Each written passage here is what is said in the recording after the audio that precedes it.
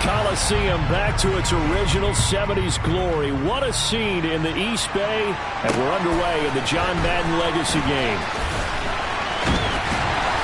And no chance to get away as they'll get him down at about the 17-yard line. So it's the NFC stars who will get the ball first. And, Charles, as we alluded to, we've got a different era of coach on each sideline. So the man coaching this NFC squad, we'll call him Young John Madden.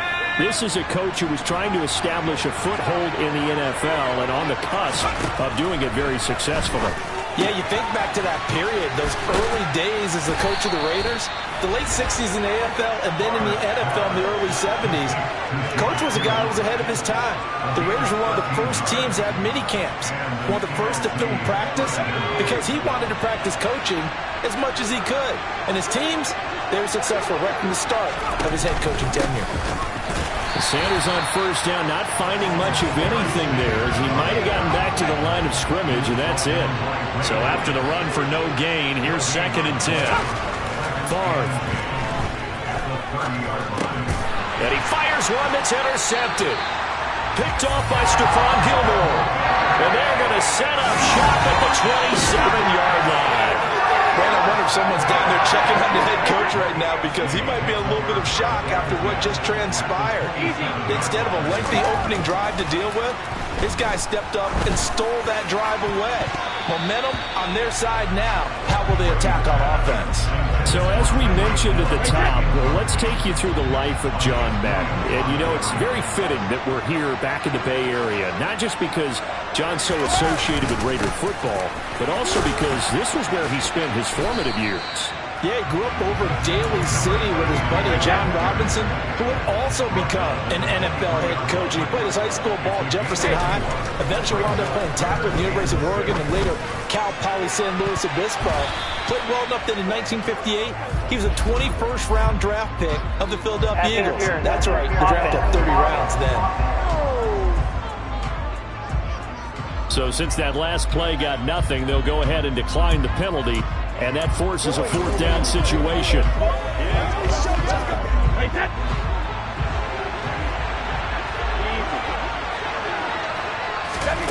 They'll go for it. It's Brady. And he's brought down. Can't do anything with a football. It's a sack and a turnover on downs.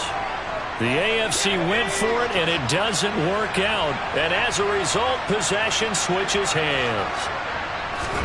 Trying to shake off the interception. He'll look to throw. And the ball is knocked out. And that's picked up by the AFC. There he goes, right side.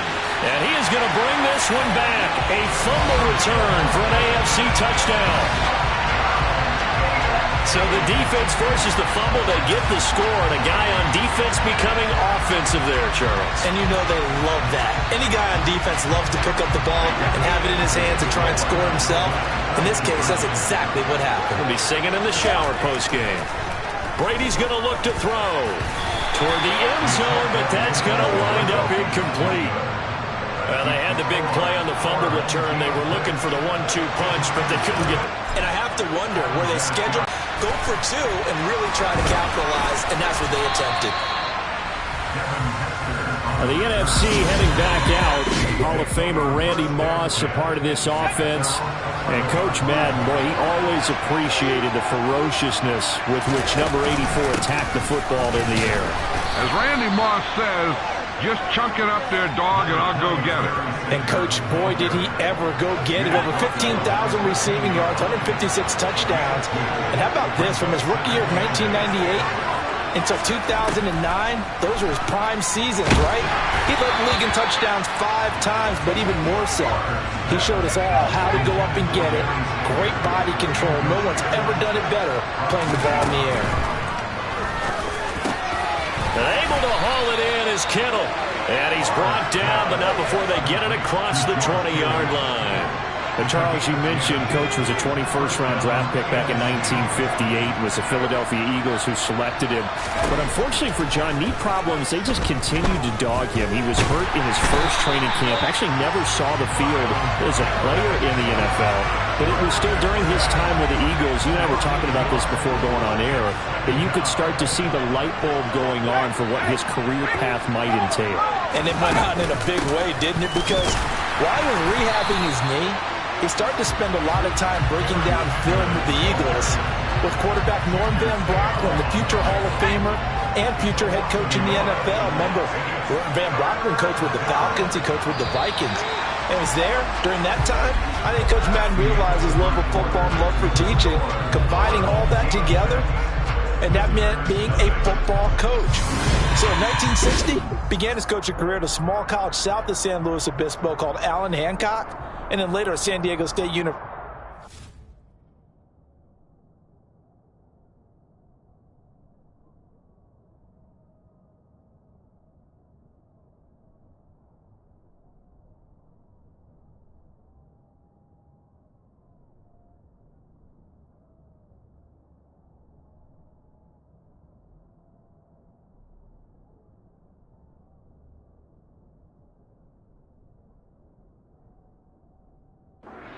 Another legendary coach, the guy who could throw it around pretty well, Don Coryell.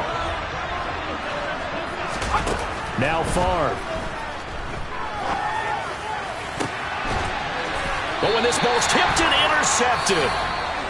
So the ball changing hands on the interception, but meanwhile here we do have an injury on the play. Well, now they're going to come out and take a look at this injury, and we'll be back in a moment. Good starting field position for them here as they come up 1st and 10 right at the 50-yard line. And he's going to be taken down right at the 40-yard line. Charles, you know, it was in the early 1960s that a young John Madden made the acquaintance of the owner of the Oakland Raiders, one Al Davis, of course, and the two, they really bonded, would become one of the best owner-coach duos in NFL history. And to take it a step further, Al Davis became someone who John referred to as his best friend. Yeah, 1967, Brandon. Al Davis coached Madden to be a linebackers coach. Remember, this NFL title in 1968, and that meant a date for the Green Bay Packers in what was now known as Super Bowl. And it'll be intercepted.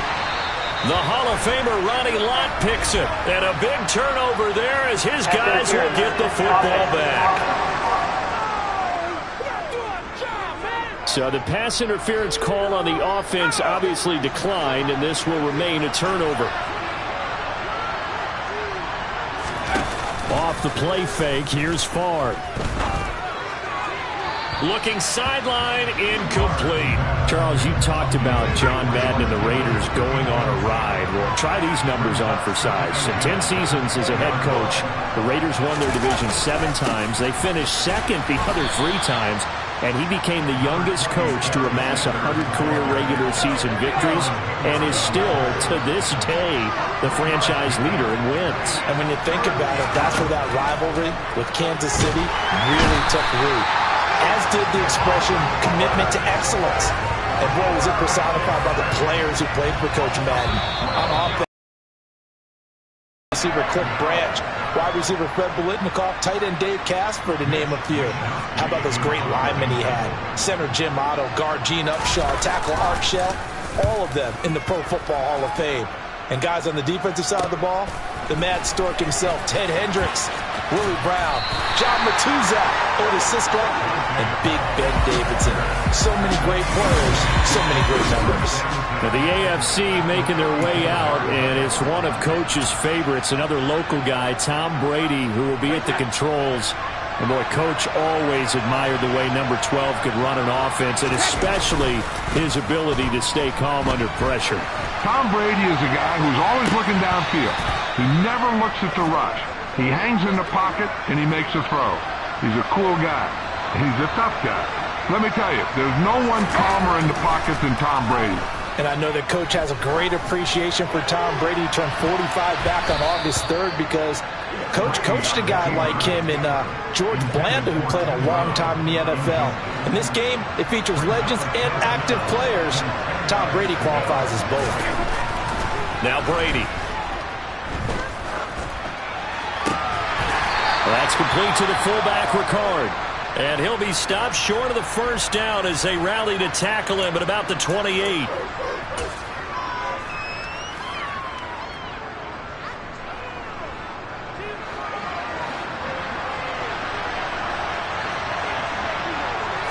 And Brady will sneak it. And he's not even going to come close to picking up the first. They stop him right at the line of scrimmage. First and 10, it's Favre. He's going to drop this down to Sanders. And he takes this up to the 40-yard line before being corralled. First down now, but that clock rolling. And they go play action with Favre. Rolling to his right. And he can't find anywhere to go with it. And he goes down. Charles, you think about all the success that John Madden had as an NFL head coach, and he had plenty, and we talked about it, including the 10 straight winning seasons, a Super Bowl title. But like any great coach, he also suffered through a few tough losses along the way as well. And Brandon, those tough losses came in high-stakes games because they always had such great success. Think about it this way. 6 times in his 10 years, the Raiders were knocked out in either the AFL championship game or the AFC championship game. But it might be a divisional round exit. And for the third time here in this half, it's intercepted. Picked up by the Hall of Famer, Junior Seau. And he is going to score. It's a pick-6 and an AFC touchdown. So this defense doubling its pleasure there. Remember, they had the fumble return for a score earlier in the game, and now this time an interception return for another score.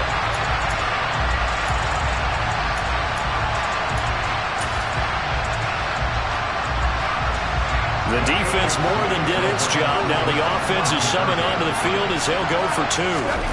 So after the INT, it's Brady. And he's going to be taken down. It's a sack. And they fail on the try for 2.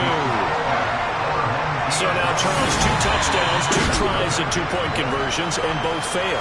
And you want to say, let's go ahead and run the kicker out there from now on. But the problem is you're chasing points at this stage.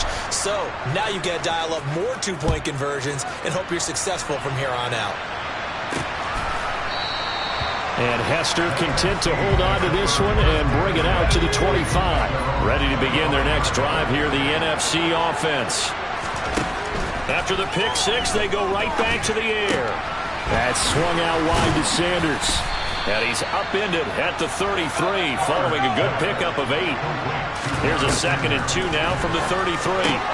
This will be caught by Randy Moss. Now the NFC going to use their 3rd and final timeout as the clock will stop with 21 seconds to go here in the first half. Throwing is Favre.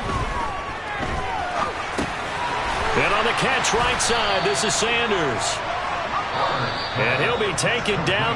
Well, coming up in the second half, we'll run through John's post-coaching triumphs. But for now, we present a very special tribute to the man of the hour, narrated by Trey Mosley. Boy, Charles, yeah, that is really well done. Coach was something else, wasn't he? I'm reminded what Al Davis said when he was inducted coach of the Pro Football Hall of Fame, Brandon.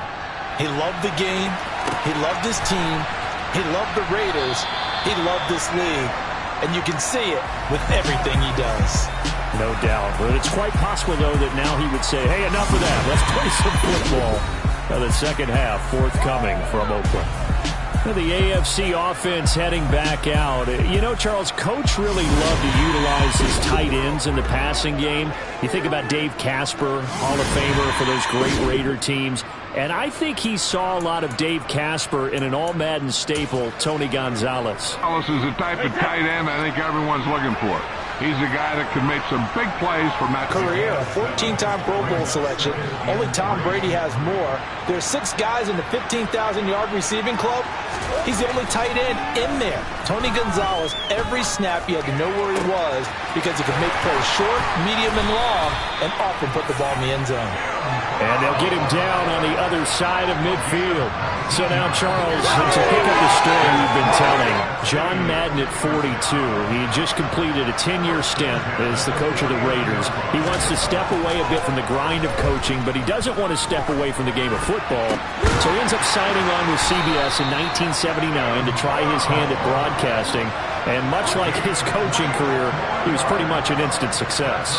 Partner, he really connected with the people right from the start, and people may not remember he wasn't even on the #1 team in the beginning. He worked his way up, but the same things that made him a great coach